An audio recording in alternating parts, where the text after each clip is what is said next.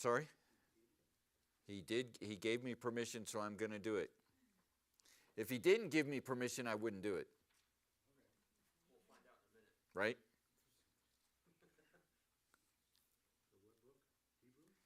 Matthew? Yeah. Well, no. Go to Hebrews and flip back half of the Bible. Matthew chapter 12.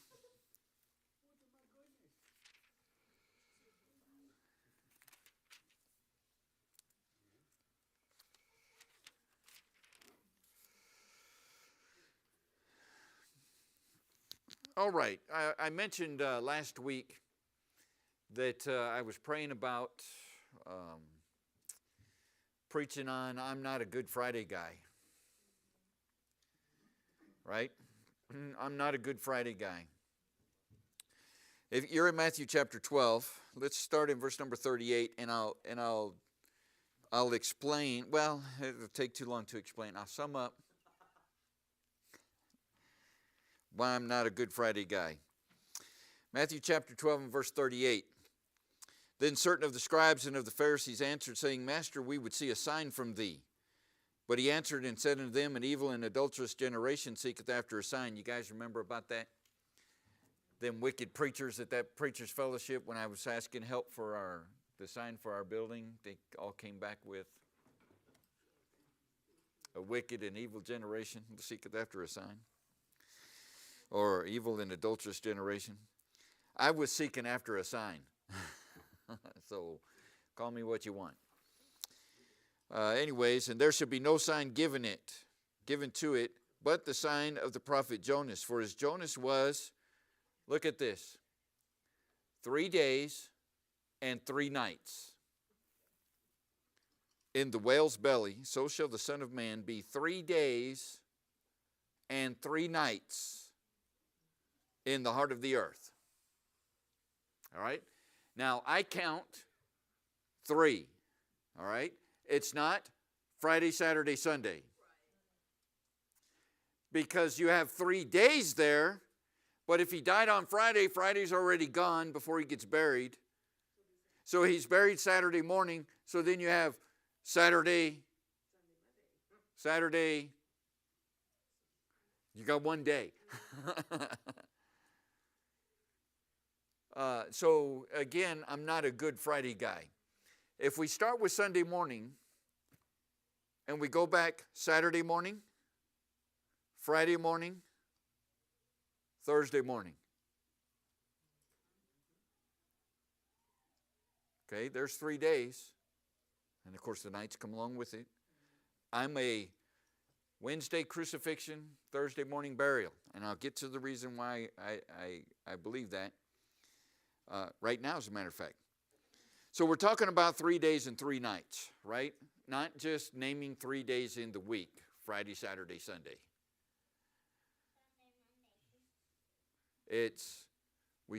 He rose Sunday morning, so you can't even count Sunday, can you? So Sunday's not a day. Saturday, Friday, Thursday. I'm a good Wednesday guy. Okay? I'm a good Wednesday guy. I mentioned also on Sunday when we did Christ in the Passover, I believe he took the Passover on Sunday, the day after the triumphal entrance, and was arrested Monday morning. And on Monday and Tuesday went through the mock trial, the standing before the high priest and his crowd, and then being taken to Pilate and his crowd. And after the scourging and after all the questioning, and then questioning, scourging, questioning again, then they took him to be crucified. I believe he was hung on the cross on Wednesday.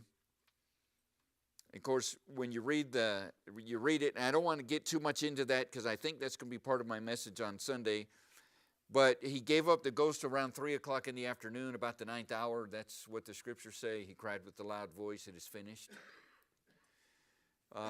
gave up the ghost, and then he still hung there. He hung there for a little while. You remember the Roman soldiers came by, or the Jews came up to the Romans, and they said, hey, it's coming up on the Passover, or on the Sabbath day, on the preparation day, and we can't have dead bodies hanging up on the crosses, so we need you to go over and make sure they're dead. And so they went to go to break the legs of the one thief, and he was still alive. They went to break the legs of the other thief. He was still alive. And then when they came to Jesus to break his legs, they found that he had already given up the ghost. So he'd already been on the cross after he died for some time. Go with me to John chapter 19. We're going to look at it took time to prepare the body. So here we are, at least Wednesday evening. Are you with me on the time frame? At least Wednesday evening, because he gave up the ghost at about the 9th hour, 3 o'clock in the afternoon. He hung there for a little bit longer. We don't know how much time until they went and came and broke the legs.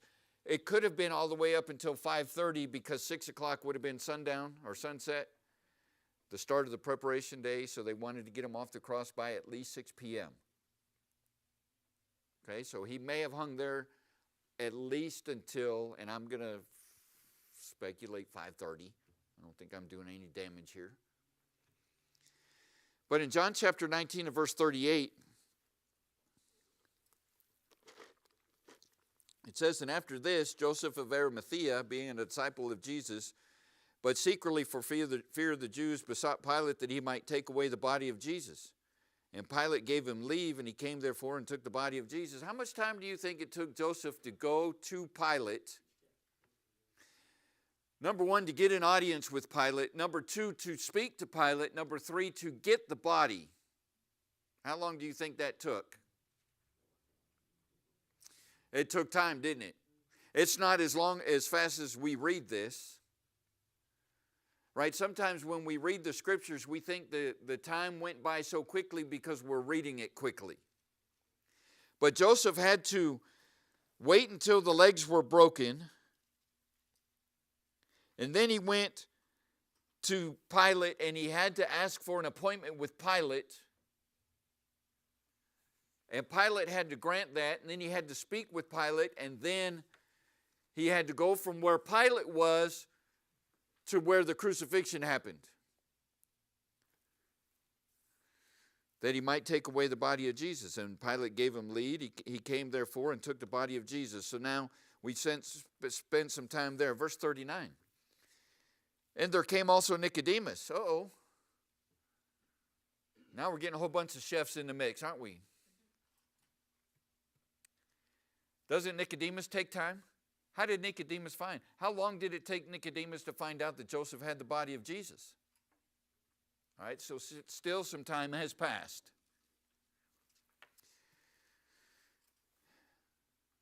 And there came also Nicodemus, which at the first came to Jesus by night, and brought a mixture of myrrh and aloes, about 100-pound weight. Then they took the body of Jesus and wound it in linen cloths with the spices, as the manner of the Jews to bury. How long do you think it took to put them 100 pounds worth of aloe and myrrh and wrap that body? Do you think it took some time? And part of that is the washing of the body, and then the anointing of the body, and then the wrapping of the body, and then anointing as they're going along.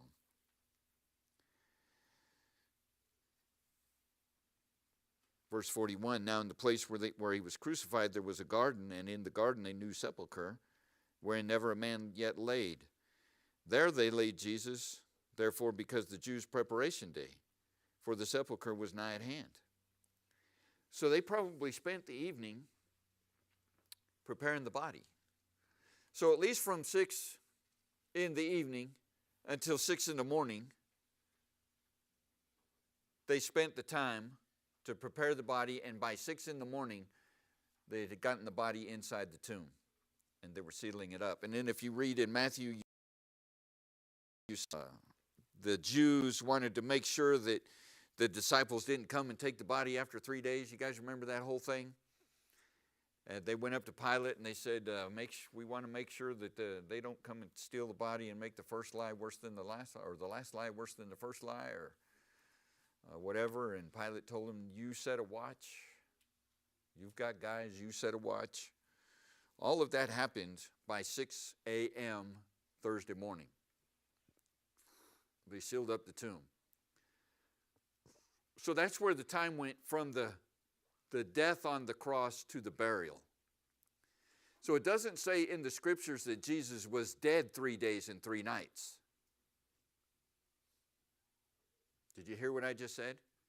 It says that he was buried 3 days and 3 nights. And so, like I said, I'm a Good Wednesday guy, which I'm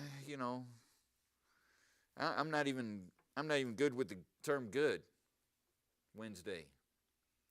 Yes, he died on the cross for my sins, but the whole redemption part came on Sunday when he rose from the tomb. Weren't there 2 other guys that died with Jesus on that same day? So it's not the death on the cross only, is it? It's the death, burial, and resurrection is the gospel. It's not just the death on the cross. So we can't stop there, because how many people did the Romans kill on the cross? And there was not any of those guys were worthy except for the one that was buried and rose again. Just what did Jesus do for 3 days and 3 nights? You think he was laying in the tomb? Oh man, it feels good in here. Think I'm just going to relax a little bit. Is that what we think? Turn with me to Ephesians chapter 4.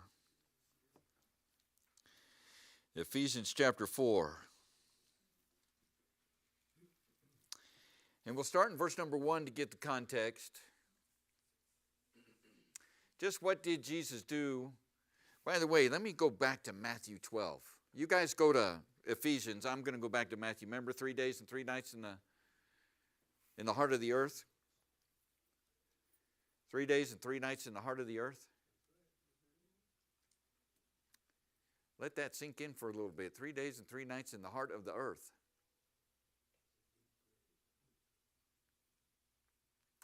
So where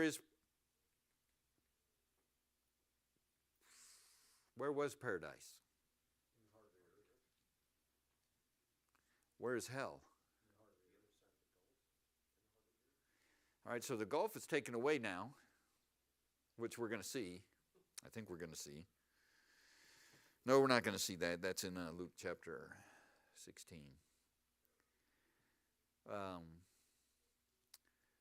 But it says in the heart of the earth. Now, some will say that just symbolizes him being buried in the earth. Was Jesus buried in the earth?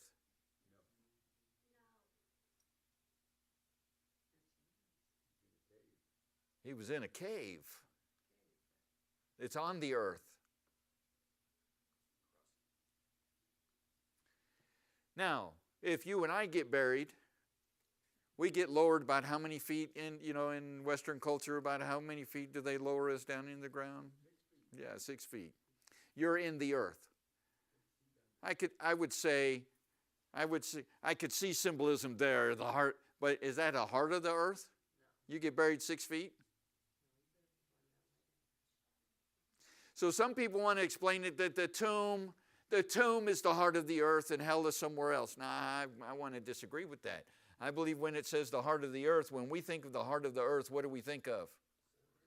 Yeah, the middle of the earth. Isn't that what natural human minds go to when we say the heart of something? It's in the middle of it, isn't it? Where's your heart? Don't we say it's kind of in the middle? Oh, all right, shooters.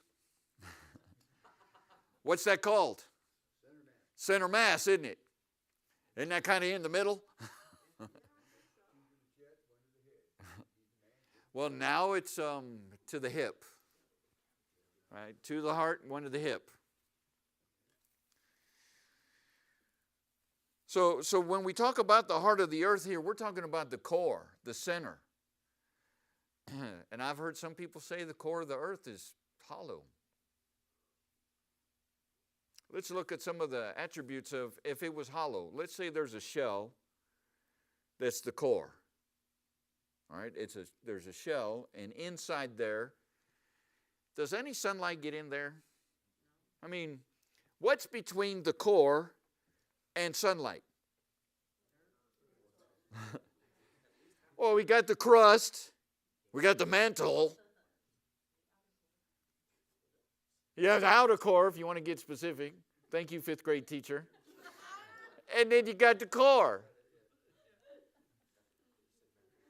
By the way, I noticed that both of you are wearing your school jackets. I did notice that, just want you to know. So, brother, they come to Old Pueblo Baptist Church, which is my church, wearing Tucson Baptist Church jackets. Both of them teach there. They teach in the academy, but they still come to my church. That's what I'm saying. That's what I'm saying. Thank you. I got at least one guy on my side. I'll give you that love offering afterwards, all right?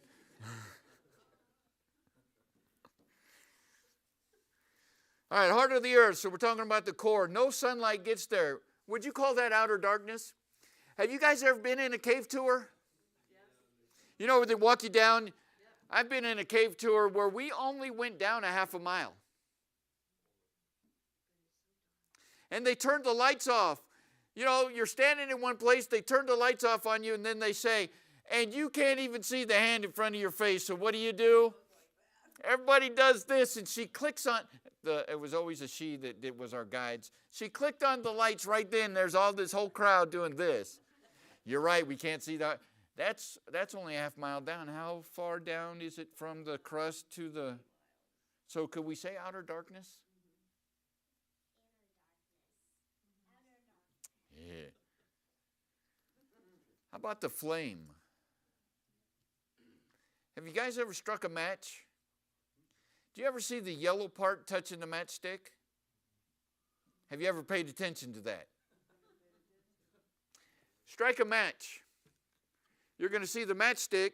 By the way, those of you that know sign language, what am I doing?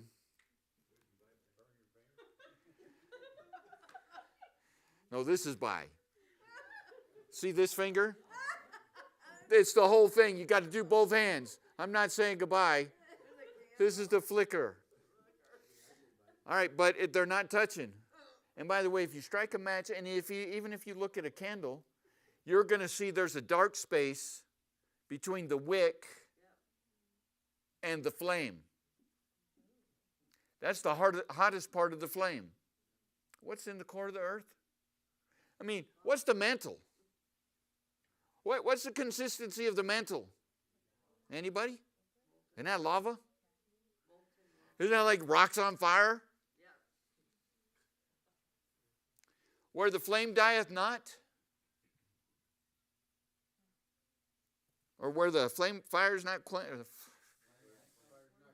Thank you. Fire is not quenched. Yeah, the worm doesn't die. I'm doing a mashup here. I told you I was listening to Spanish and I'm taking Hebrew, so be quiet. Do you see how the characteristics of hell match up with our core? And so when it says he went to the heart of the earth for 3 days and 3 nights, I believe that's where he was. Now, what was he doing there? You're in Ephesians chapter 4. Again, let's start in verse number 1. I, therefore, the prisoner of the Lord, beseech you that you walk worthy of the vocation wherewith you are called, with all lowliness and meekness, with long-suffering, forbearing one another in love, endeavoring to keep the unity of the Spirit in bond of peace. There is one body and one Spirit, even as you are called in one hope of your calling, one Lord, one faith, one baptism, one God and Father of all, who is above all and through all and in you all. Don't you love how Paul is a Southerner right there? In y'all. But every But unto every one of us is given grace according to the measure of the gift of Christ. Wherefore he saith, when he ascended up on high. So he went up. All right, let's do a picture here. He came out of the grave and did what? Don't touch me because I have not yet ascended to my Father. All right? He ascended up, took the blood, placed the blood in the Holy of Holies that's in heaven. Then he led captivity captive. Well, who's that? Who's that? That's all of the Old Testament saints that were in paradise waiting for Jesus Christ to come to take them to heaven. You know how we say you'll be able to talk to David in heaven? Well, how is that if he's an Old Testament saint? Well, Jesus took him up. Paradise is no longer in the heart of the earth. In Luke chapter 16, when we read about the rich man and Lazarus, then Abraham is having the conversation with the rich man. The rich man says, can you send Lazarus over to dip his finger in water so he can touch my lip?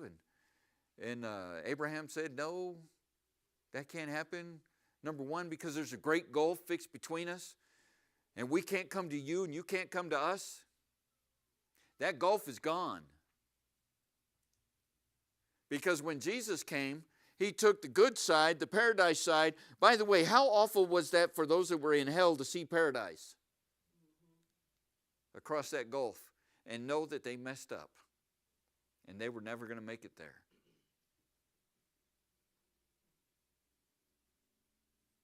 How long did it take the rich man to ask Abraham to send Lazarus back so that he could tell his 5 brothers not to come to this place? You know, the moment anybody dies, their number one prayer request to God is, send somebody to tell my family members about this place. And it doesn't matter which place. Tell them about heaven and how great it is, or tell them about hell and how bad it is. Here we have the rich man asking Abraham to send Lazarus back to his 5 brothers. Why? Because he was in torment of flames. He didn't want them to come to that place. So first Jesus goes up into heaven. Then he goes back down into paradise and he leads captivity captive. And he gave gifts unto men. Those gifts are going to be later on. Now he that ascended, what is it but that he also descended first into the lower parts of the earth? He that descended is the same also that ascended up far above all the heavens, that he might fill all things. Look at the picture here. He goes up, by the way, first he comes down, doesn't he? As a babe. We celebrate that around Christmas time. First he comes down. But then he dies and he raises from the dead on the 3rd day. He goes up, right? Presents his blood in the Holy of Holies, comes down to the, how did it describe? The lower parts of the earth. And he leads captivity captive. He grabs paradise from down here, and then it says, he that descended is the same. I'm in verse number 10. Also that ascended far above all the heavens. He takes paradise and takes it up into heaven. So paradise is no longer in the heart of the earth. Paradise is now in heaven. By the way, that's how you and I are going to be able to talk to David and talk to Abraham and talk to Noah and smack Adam.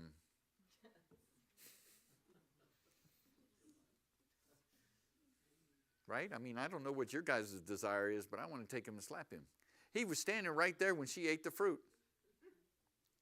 He's standing right there when she was being deceived by the serpent. He should have cut in and said, whoa, whoa, whoa, don't talk to my woman like that. There's that question. We'll find that one out when we get there too.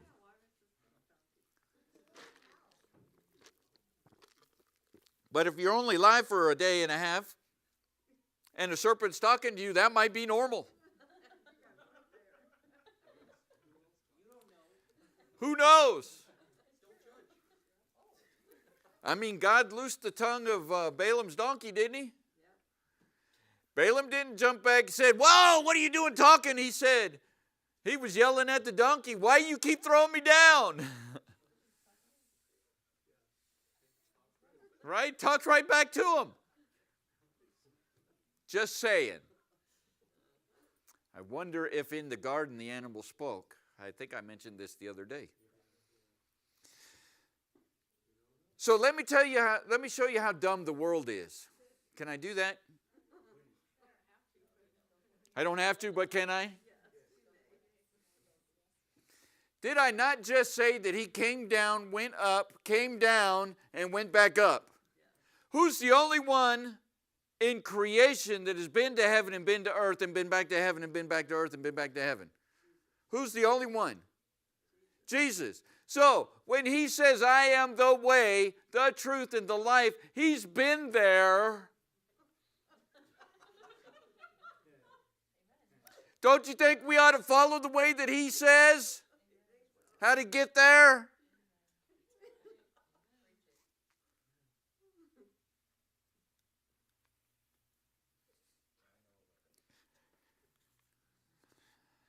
All right.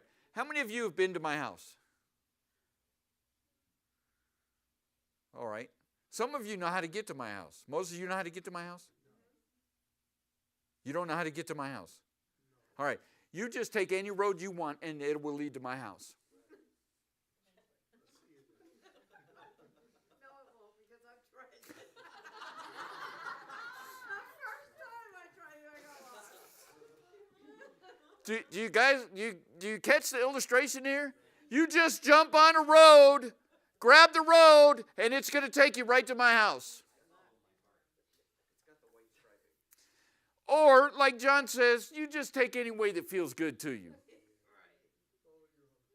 That'll get you to my house too. You do you. Do you see what I'm getting at? If you want to know how to get to my house, Moses, ask somebody who's been there. By the way, ask the one that goes there every single day. I'll tell you exactly how to get there. I'll even tell you 2 or 3 ways to get there. There's a back way and there's a front way. Now, heaven, there's only one way. There is no back door to heaven. I'm sorry to tell you.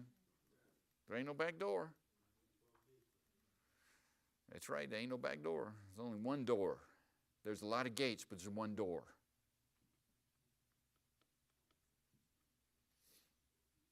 Let's ask the one who's been here, been there, been here, been there.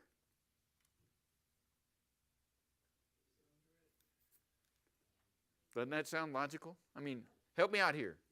Is it just me? Alan, is it just me? I mean, if he's been here, he got here as a babe.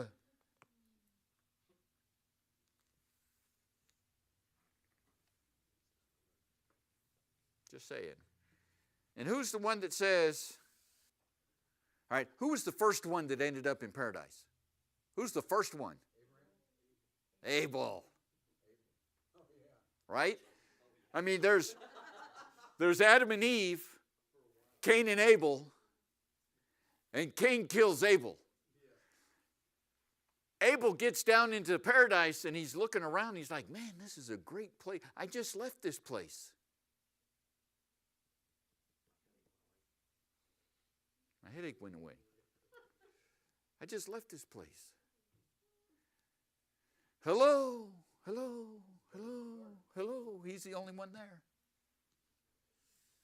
Who would be the next one that comes down?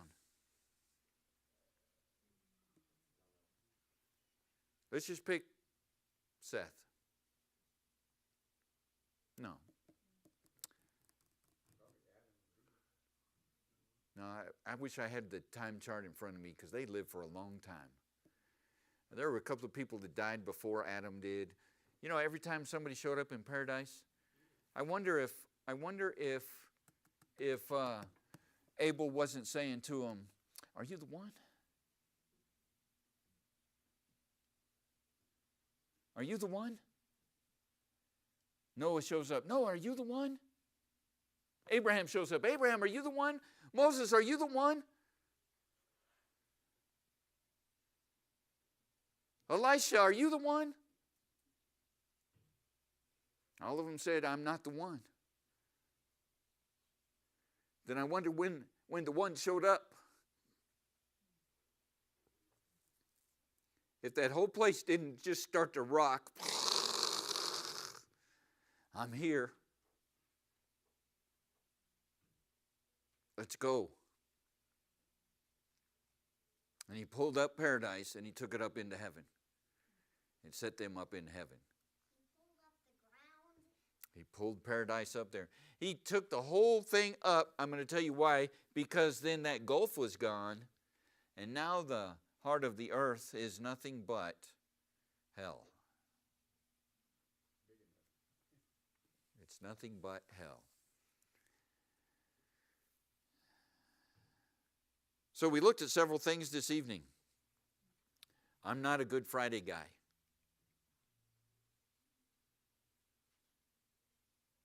Just simple math. By the way, I'm all about simple, huh? 1, 2, 3. Isn't that simple? 1, 2, 3. I get to Thursday morning. He had to be buried Thursday morning. And if he died at 3 o'clock in the afternoon, that means what afternoon did he die on? Wednesday afternoon.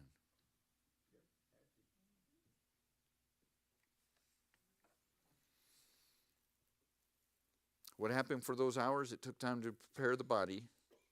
And then what did he do for 3 days and 3 nights? Went down, led captivity captive, took them up into heaven.